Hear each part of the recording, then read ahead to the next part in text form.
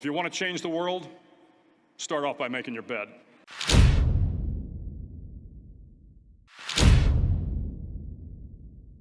Every morning in SEAL training, my instructors, who at the time were all Vietnam veterans, would show up in my barracks room, and the first thing they'd do was inspect my bed. If you did it right, the corners would be square, the covers would be pulled tight, the pillow centered just under the headboard, and the extra blanket folded neatly at the foot of the rack. It was a simple task, but the wisdom of this simple act has been proven to me many times over. If you make your bed every morning, you will have accomplished the first task of the day. It will give you a small sense of pride, and it will encourage you to do another task, and another, and another. And by the end of the day, that one task completed will have turned into many tasks completed. Making your bed will also reinforce the fact that the little things in life matter. If you can't do the little things right, you'll never be able to do the big things right.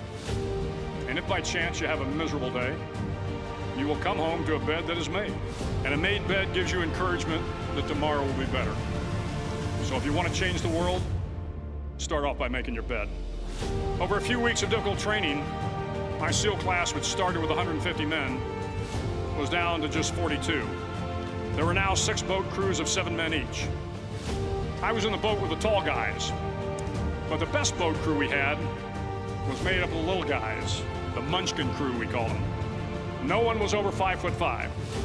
The big men in the other boat crews would always make good-natured fun of the tiny little flippers the Munchkins put on their tiny little feet prior to every swim. The Munchkin boat crew had 1 American Indian, 1 African American, 1 Polish American, 1 Greek American, 1 Italian American, and 2 tough kids from the Midwest. They out-paddled, outran, and outswam all the other boat crews. Somehow these little guys from every corner of the nation and the world always had the last laugh, swimming faster than everyone and reaching the shore long before the rest of us. Nothing mattered but your will to succeed, not your color, not your ethnic background, not your education, not your social status.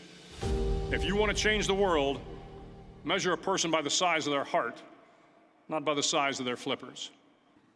Every day during training, you were challenged with multiple physical events, long runs, long swims, obstacle courses, hours of calisthenics, something designed to test your mettle. Every event had standards, times you had to meet. If you failed to meet those times, those standards, your name was posted on a list, and at the end of the day, those on the list were invited to a circus. A circus was 2 hours of additional calisthenics, designed to wear you down, to break your spirit, to force you to quit. No one wanted a circus. A circus meant that for that day, you didn't measure up. A circus meant more fatigue, and more fatigue meant that the following day would be more difficult, and more circuses were likely. But an interesting thing happened to those who were constantly on the list. Over time, those students who did 2 hours of extra calisthenics got stronger and stronger. The pain of the circuses built inner strength and physical resiliency. Life is filled with circuses. You will fail. You will likely fail often. It will be painful. It will be discouraging. At times, it will test you to your very core. But if you want to change the world, don't be afraid of the circuses. During the land warfare phase of training, the students are flown out to San Clemente Island, which lies off the coast of San Diego. The waters off San Clemente are a breeding ground for the great white sharks. To pass SEAL training, there are a series of long swims that must be completed. One is the night swim. Before the swim, the instructors joyfully brief the students on all the species of sharks that inhabit the waters off San Clemente. They assure you, however, that no student has ever been eaten by a shark, at least not that they can remember. But you are also taught that if a shark begins to circle your position, stand your ground. Do not swim away. Do not act afraid. And if the shark, hungry for a midnight snack, darts towards you, then summons up all your strength and punch him in the snout, and he will turn and swim away. There are a lot of sharks in the world. If you hope to complete the swim, you will have to deal with them. So if you want to change the world, don't back down from the sharks. The 9th week of training is referred to as Hell Week. It is 6 days of no sleep, constant physical and mental harassment, and one special day at the mud flats, a swampy patch of terrain where the mud will engulf you. It is on Wednesday of Hell Week that you paddle down in the mud flats and spend the next 15 hours trying to survive the freezing cold, the howling wind, and the incessant pressure to quit from the instructors. As the sun began to set that Wednesday evening, the mud consumed each man till there was nothing visible but our heads. The instructors told us we could leave the mud if only 5 men would quit. Only 5 men, just 5 men, and we could get out of the oppressive cold. Looking around the mud flat, it was apparent that some students were about to give up. It was still over 8 hours till the sun came up. 8 more hours of bone-chilling cold. The chattering teeth and the shivering moans of the trainees were so loud, it was hard to hear anything.